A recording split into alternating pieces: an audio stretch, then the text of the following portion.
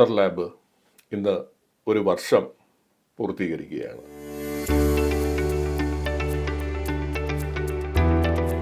ശാസ്ത്രത്തെ പൊതുവായിട്ടല്ല, ശാസ്ത്രത്തിൽ ഈ അടുത്ത കാലത്ത് വരുന്ന പഠനങ്ങൾ, ഈ അടുത്ത ആഴ്ചകളിൽ, ഈ മാസങ്ങളിൽ, ഈ വർഷത്തിലൊക്കെ വന്നിട്ടുള്ള പഠനങ്ങൾ ഈ യാഥാർത്ഥ്യത്തെക്കുറിച്ച് എന്ത് പറയുന്നു, ഈ പ്രപഞ്ചം എന്താണ് എന്നുള്ളതിനെ കുറിച്ച് എന്താണ് പറയുന്നത്, അതില് നമ്മൾ എന്ന മനുഷ്യര് അല്ലെങ്കിൽ നമ്മൾ എന്ന ജീവികൾക്ക് എന്ത് പങ്കാണ് വഹിക്കാനുള്ളത് എന്ന കാര്യങ്ങളെ കുറിച്ചുള്ള ഒരു അന്വേഷണമായിരുന്നു. ഈ അന്വേഷണത്തിൽ കഴിഞ്ഞ ഒരു വർഷം നമ്മളോടൊപ്പം ഉണ്ടായിരുന്ന എല്ലാ സുഹൃത്തുക്കൾക്കും നമസ്കാരം പറയുന്നു. അതോടൊപ്പം തന്നെ ഈ ഒരു സംരംഭത്തെ വളരെയധികം സപ്പോർട്ട് ചെയ്ത് താങ്ങി നിർത്തിയ Thaniniram channel, Thaniniram digital media, അതിന്റെ managing editor Shri Hari Kalanilayam, Thaniniram digital മീഡിയയുടെ അണിയറ പ്രവർത്തകര്, എല്ലാവർക്കും ഞാൻ നന്ദി രേഖപ്പെടുത്തുകയാണ്. നമ്മൾ ഈ യാത്ര തുടരുകയാണ്. ഈ യാത്രയിൽ ശാസ്ത്രം എവിടെ എത്തി നിൽക്കുന്നു എന്ന് മാത്രമല്ല, ശാസ്ത്രം എങ്ങോട്ടായിരിക്കാം പോകുന്നത് എന്നുള്ളതിനെ കുറിച്ചും ചില സങ്കല്പങ്ങൾ ഉണ്ടാക്കാൻ ശ്രമിക്കുന്നുണ്ട്. അതിന് നമുക്ക് ബുദ്ധി ഉപയോഗിക്കണം. എന്താണ് ബുദ്ധി? ആ ഒരു വിഷയത്തെക്കുറിച്ച് ചർച്ച ചെയ്തുകൊണ്ട് നമ്മുടെ ഇനി വരുന്ന ദൗത്യം എന്തായിരിക്കും എന്നുള്ളത് പറഞ്ഞ് ഇന്ന് നിർത്താം. ബുദ്ധിക്ക് തലച്ചോറ്, മസ്തിഷ്കം ആവശ്യമില്ല എന്ന് ആഴ്ചകൾക്ക് മുമ്പുള്ള ഒരു എപ്പിസോഡിൽ നമ്മൾ ചർച്ച ചെയ്യുകയുണ്ടായി. അതിന്റെ പിന്തുടർച്ചയായിട്ട് പിന്നീടും വളരെ അധികമായിട്ട് വന്നിട്ടുള്ള ചില ശാസ്ത്ര പഠനങ്ങളിലൂടെ കടന്നുകൊണ്ടാണ് ഇന്ന് ബുദ്ധിക്ക് തീർച്ചയായിട്ടും ബ്രെയിനിന്റെ ആവശ്യമുണ്ടോ, ബ്രെയിനിന്റെ സൈസിന് അനുപാതികമായിട്ടാണോ ബുദ്ധി നിലനിൽക്കുന്നത് എന്നുള്ള വിഷയങ്ങളെ കുറിച്ച് ഇന്ന് ചിന്തിക്കാം. ഏറ്റവും അടിസ്ഥാനപരമായിട്ടുള്ള സ്ലൈം മോൾഡുകൾ, പൂപ്പലുകൾ, നമ്മൾ സാധാരണ അഴുക്കിലും ഉണങ്ങിക്കിടക്കുന്ന ദ്രവിക്കുന്ന വൃക്ഷങ്ങൾ, വൃക്ഷ ചില്ലകളിലുമൊക്കെ കാണുന്ന മഞ്ഞ നിറത്തിലുള്ള ഒരു പൂപ്പല്, നാരങ്ങ പൂപ്പൽ എന്നൊക്കെ പറയും. ഇത് ഒരു തരം വിചിത്രമായിട്ടുള്ള ജീവിയാണ്. ആ ജീവിയിൽ നിന്ന് ജെല്ലി ഫിഷ്, അതുപോലെ തന്നെ നായ്ക്കള്, അതുപോലെ സസ്യങ്ങള്, ഇവരെല്ലാവരും എങ്ങനെ ബുദ്ധി ഉപയോഗിക്കുന്നു എന്നുള്ള കാര്യത്തെക്കുറിച്ച് ഒന്നുകൂടി നമുക്ക് ചിന്തിക്കാൻ ശ്രമിക്കാം. ഇവിടെ ഒരു ബ്രെയിനിന്റെ ആവശ്യമുണ്ടോ? ബ്രെയിൻ ഉണ്ടെങ്കിൽ തന്നെ വലിയൊരു ബ്രെയിനിന്റെ ആവശ്യമുണ്ടോ എന്നുള്ള ചോദ്യമാണ് നമ്മൾ ചോദിക്കാനും ഉത്തരം തേടാനും ശ്രമിക്കുന്നത്. ആദ്യ വിഭാഗത്തിൽപ്പെട്ട ഏറ്റവും അടിസ്ഥാനപരമായിട്ടുള്ള ജീവികള് സ്ലൈം മോൾഡുകള് അല്ലെങ്കിൽ പൂപ്പലുകൾ, അതിനെക്കുറിച്ച് നമ്മൾ വിശദമായിട്ട് സംസാരിക്കുകയുണ്ടായി. ഒരു ബ്രെയിനും ഇല്ലാതെ ഏറ്റവും ലളിതമായിട്ടുള്ള കോശഘടനയുള്ള ഈ ജീവികള് ഒരുപക്ഷെ ഒരു കമ്പ്യൂട്ടർ പ്രോഗ്രാമിനേക്കാൾ ഭംഗിയായിട്ട് കാര്യങ്ങൾ നിർവഹിക്കുന്നതായിട്ട് നമുക്ക് കാണാം. കാര്യങ്ങൾ എന്ന് പറയുമ്പോൾ ബുദ്ധി ഉപയോഗിക്കുന്ന കാര്യങ്ങൾ. എന്താണ് ബുദ്ധി എന്നുള്ളതിനെ കുറിച്ച് കൂടി ഒന്ന് ചിന്തിക്കാം.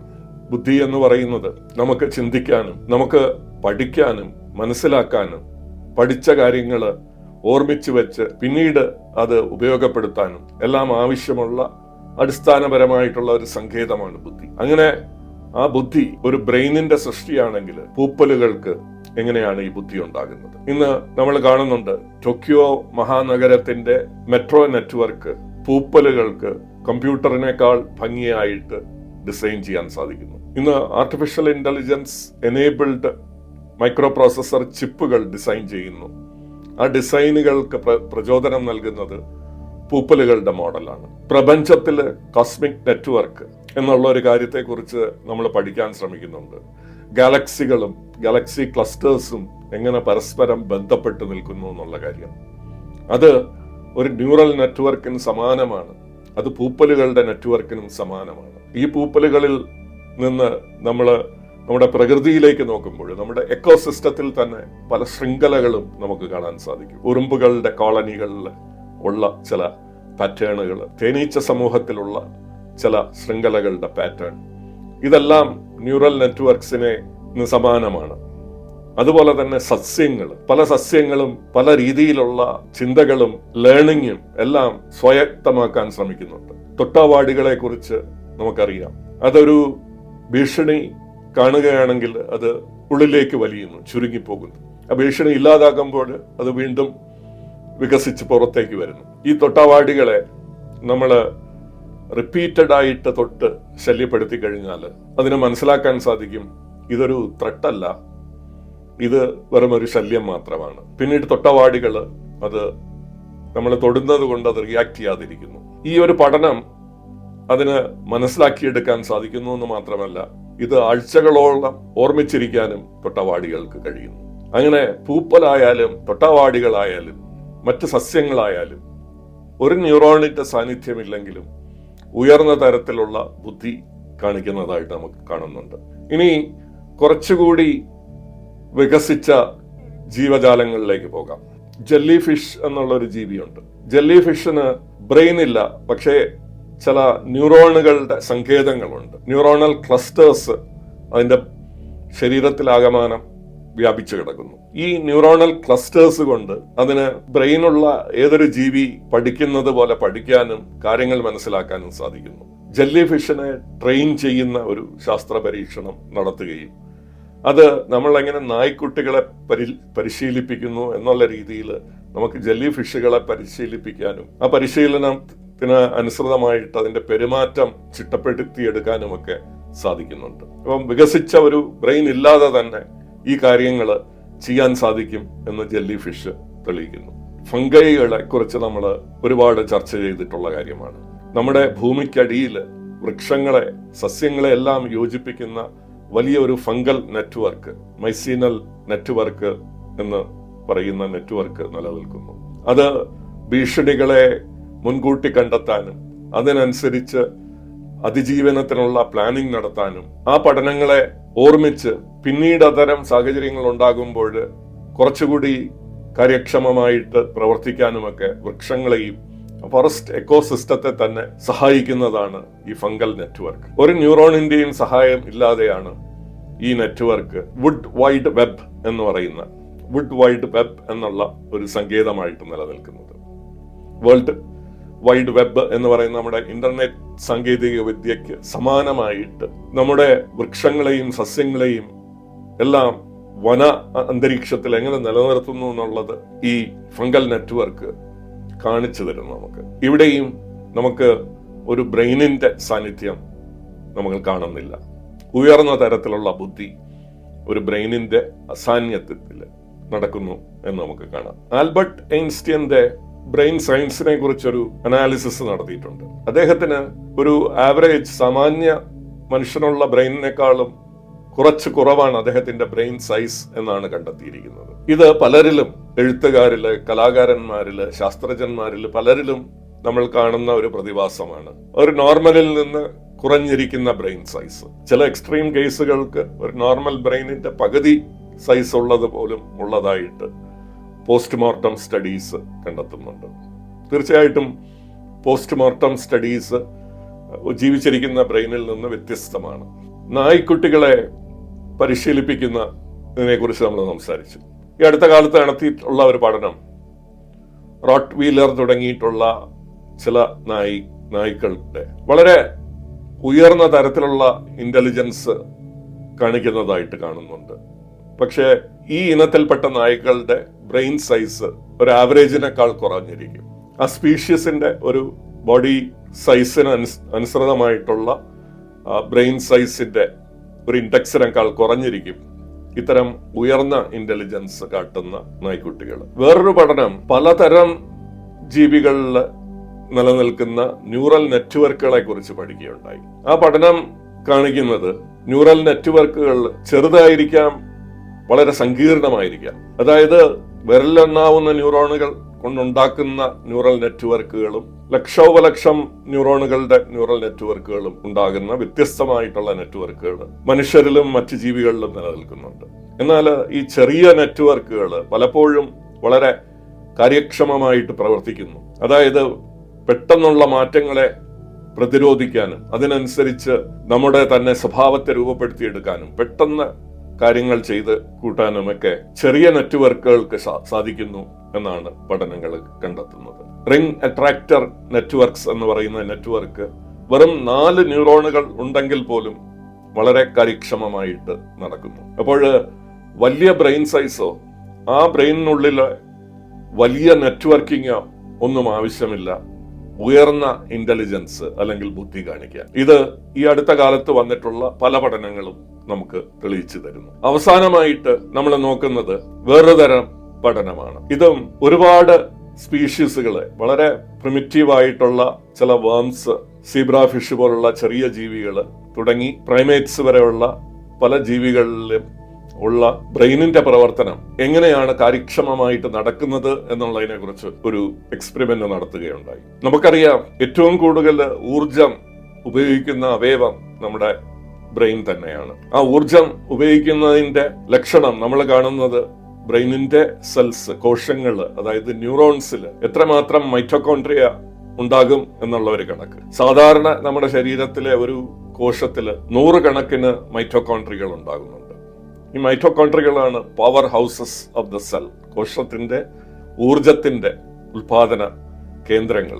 100 കണക്കിന് ഇത്തരം മൈറ്റോകോൺട്രികൾ ഒരു സാധാരണ സെല്ലിൽ ഉണ്ടാകുമെങ്കിൽ നമുക്ക് ഊർജം കൂടുതൽ വേണ്ടിയിട്ടുള്ള കോശങ്ങൾ, നമ്മുടെ മസിലിലെ കോശങ്ങൾ, നമ്മുടെ ലിവറിലെ കോശങ്ങൾ, ഇതിലെല്ലാം കൂടുതൽ ഊർജം ആവശ്യമുണ്ട്. അവിടെ നമുക്ക് ആയിരക്കണക്കിന് മൈറ്റോകോൺട്രികൾ കാണാൻ സാധിക്കും. എന്നാൽ നമ്മുടെ ശരീരത്തിലെ ഏറ്റവും കൂടുതൽ ഊർജം ആവശ്യമുള്ള ന്യൂറോൺ കോശങ്ങളിൽ നമുക്ക് 20 ലക്ഷത്തിൽ പരം മൈറ്റോകോൺട്രികൾ ഓരോ കോശത്തിലും കാണാൻ സാധിക്കും. ഇപ്പം അത്രയും ഊർജം എങ്ങനെയാണ് ഒരു ന്യൂറോൺ ഉപയോഗിക്കുന്നത് എന്നുള്ളതിനെ കുറിച്ചുള്ള വളരെ സൂക്ഷ്മമായിട്ടുള്ള പഠനം ഇന്ന് ആധുനികമായിട്ട് നമ്മൾ വികസിപ്പിച്ചെടുത്തിട്ടുള്ള കാൽഷ്യം മാപ്പിംഗ് പോലുള്ള സാങ്കേതിക സ്കാനിംഗ് ടെക്നോളജികളെ ഉപയോഗപ്പെടുത്തി നടത്തിയിട്ടുള്ള ഈ പഠനം സൂചിപ്പിക്കുന്നത് ഒരു ന്യൂറോൺ അതിന്റെ കാര്യങ്ങൾ ചെയ്യുന്നതിന് വേണ്ടി, അതായത് അത് വളരെ കൃത്യമായിട്ട് കാര്യങ്ങൾ ചെയ്യണം എന്ന് അത് സ്വയം ശ്രദ്ധിക്കുന്നതിന് വേണ്ടി ഏതാണ്ട് പകുതി ഊർജം ഉപയോഗിക്കുന്നു.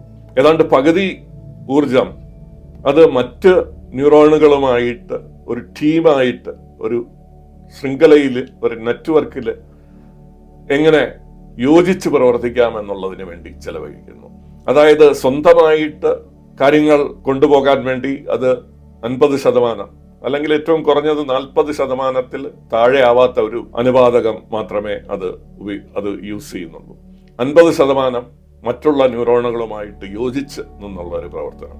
ഇതില് അതിശയിപ്പിക്കുന്ന കാര്യം എന്ന് വെച്ച് കഴിഞ്ഞാൽ ഈ പഠനം നടത്തിയിട്ടുള്ളത് വളരെ ലളിതമായിട്ടുള്ള ജീവജാലങ്ങൾ മുതൽ പ്രൈമേറ്റ്സ്, നമ്മളെപ്പോലെ മനുഷ്യരെ ഉൾപ്പെടുന്ന പ്രൈമേറ്റ് വിഭാഗത്തിൽപ്പെട്ട കുരങ്ങന്മാർ വരെയുള്ള മസ്തിഷ്കത്തിലെ പ്രവർത്തനങ്ങൾ ഈ ഫണ്ടമെന്റൽ റൂള് നിലനിർത്തുന്നു എന്നുള്ളതാണ്. അതായത് കഴിഞ്ഞ 100 കോടി വർഷത്തെ പരിണാമത്തില് മാറാതെ നിൽക്കുന്ന ഒരു പ്രതിഭാസമാണ് എങ്ങനെയാണ് ന്യൂറോണുകൾ ഊർജം ഉപയോഗിക്കുന്നത് എന്നുള്ളതിന്റെ അനുപാതകം. ഇതൊരു യൂണിവേഴ്സൽ ഫണ്ടമെന്റൽ ലോ ആയിട്ട് ബയോളജിയിൽ നിലനിൽക്കുന്നു എന്നാണ് പഠനങ്ങൾ മനസ്സിലാക്കുന്നത്. അതായത് ഇത് പരിണമിച്ച് വന്നിട്ടുള്ള ഒരു കാര്യമല്ല, ബ്രെയിനുകള് പടിപ്പടിയായി വികസിപ്പിച്ചെടുത്തിട്ടുള്ള ഒരു പ്രതിഭാസമല്ല ന്യൂറോണുകൾ എങ്ങനെ പ്രവർത്തിക്കുന്നു എന്നുള്ളത്. അത് അടിസ്ഥാനപരമായിട്ട് ജീവനിൽ നിലനിൽക്കുന്ന ഒരു കാര്യമാണ്. നമ്മൾ ഈ പഠനങ്ങൾ ബ്രെയിനിലാണ് നടത്തിയത്. ബ്രെയിൻ ഇല്ലാത്ത സസ്യങ്ങളിലും ഫംഗൈകളിലും സ്ലൈം മോൾഡിനുമൊക്കെ ഇത്തരം പഠനങ്ങൾ നടത്തുന്നതിൽ പരിമിതികളുണ്ട്. കാരണം എവിടെയാണ് ഇന്റലിജൻസ് നിലനിൽക്കുന്നത് എന്നുള്ളതിനെ കുറിച്ച് നമുക്കിന്നും വ്യക്തതയില്ല. ബ്രെയിനും ന്യൂറൽ നെറ്റ്വർക്സും ഒക്കെ വികസിച്ചു വരുമ്പോൾ നമുക്ക് എവിടെ നോക്കി ഇതൊക്കെ പഠിക്കാം എന്നുള്ളതിനെ കുറിച്ചുള്ള ധാരണകൾ ഉണ്ടാകുന്നുണ്ട്. കാരണം ബ്രെയിനും ന്യൂറോൺസിലുമൊക്കെ നമ്മൾ ശ്രദ്ധിച്ചാൽ മതി. എന്നാൽ ഇനി ബ്രെയിൻ ഇല്ലാതെ ഉയർന്ന ഇന്റലിജൻസ് കാണിക്കുന്ന ജെല്ലി ഫിഷ് പോലുള്ള ജീവജാലങ്ങളിൽ ഈ പഠനം നടത്തുമ്പോഴും നമുക്ക് ഒരുപക്ഷെ കാണാൻ സാധിക്കുന്നത് ഈ ഫണ്ടമെന്റൽ ലോ എന്ന് പറയുന്നത്, യൂണിവേഴ്സൽ ലോ എന്ന് പറയുന്ന കാര്യം എല്ലാ ജീവജാലങ്ങളിലും ഒരേപോലെ നിലനിൽക്കും എന്നുള്ളതായിരിക്കാം. മൾട്ടി സ്കെയിൽ ന്യൂറോണൽ ഓർഗനൈസേഷൻ എന്ന് പറയുന്ന ഈ പ്രതിഭാസം ന്യൂറൽ നെറ്റ്വർക്സ്, ലളിതമായിട്ട് നിൽക്കുന്ന ന്യൂറൽ നെറ്റ്വർക്സിന് പോലും കാര്യക്ഷമമായിട്ട് ഇന്റലിജൻസ് പ്രകടിപ്പിക്കാൻ സാധിക്കും എന്നുള്ളതാണ് തെളിയിക്കുന്നത്. ഇതിനു മുമ്പ് നമ്മള് ബ്രെയിൻ ഇല്ലാത്ത ഇന്റലിജൻസിനെ കുറിച്ച് സംസാരിക്കുമ്പോൾ നമ്മളത് സെല്ലുലാർ ലെവൽ ഇന്റലിജൻസിലേക്ക് നമ്മൾ ഫോക്കസ് ചെയ്യാനാണ് ശ്രമിച്ചതെങ്കിൽ ഇനി നമുക്കിത് പ്രാപഞ്ചികമായിട്ട് വികസിച്ചെടുക്കാം. എങ്ങനെയാണ് നമുക്ക് പുറത്തുള്ള പ്രകൃതി നിലനിൽക്കുന്നത്, എക്കോസിസ്റ്റംസ് നിലനിൽക്കുന്നത്, അതില് ജീവന്റെ ശൃംഖലകൾ എങ്ങനെ നിലനിൽക്കുന്നു, അവിടെ ഈ തരത്തില് ഉയർന്ന ബുദ്ധി, ഉയർന്ന മസ്തിഷ്കം ഏതെങ്കിലും ഒരു കൺട്രോളിംഗ് സെന്റർ വർക്ക് ചെയ്യാതെ തന്നെ ഉയർന്ന തലത്തില് ബുദ്ധി നിലനിൽക്കുന്നു. ഏതെങ്കിലും ഒരു വലിയ മാസീവ് കമ്പ്യൂട്ടറിന്റെ സഹായത്തോടു കൂടിയല്ല നമ്മുടെ പ്രകൃതി വർക്ക് ചെയ്യുന്നത്. ഡിസ്ട്രിബ്യൂട്ടഡ് ആയിട്ടുള്ള ഇന്റലിജൻസ്, പക്ഷെ വളരെ ഉയർന്ന തലത്തിലുള്ള ബുദ്ധി അവിടെ പ്രകടമാക്കുന്നു. ഈ പരിസ്ഥിതിയിൽ നിന്ന് നമുക്ക് പ്രപഞ്ചത്തിലേക്ക് പോകാം.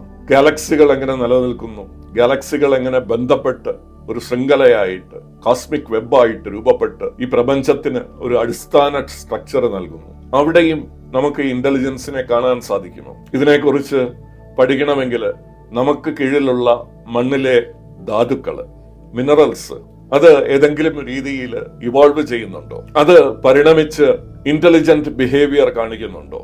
ബുദ്ധിയുടെ എന്തെങ്കിലും അംശങ്ങൾ കാണിക്കുന്നുണ്ടോ? അത് ഇവോൾവ് ചെയ്യുന്നുണ്ടോ, പരിണമിക്കുന്നുണ്ടോ എന്നുള്ള അടിസ്ഥാനപരമായിട്ടുള്ള കാര്യങ്ങൾ, അതിനെക്കുറിച്ചും പഠനങ്ങൾ പോകുന്നുണ്ട്.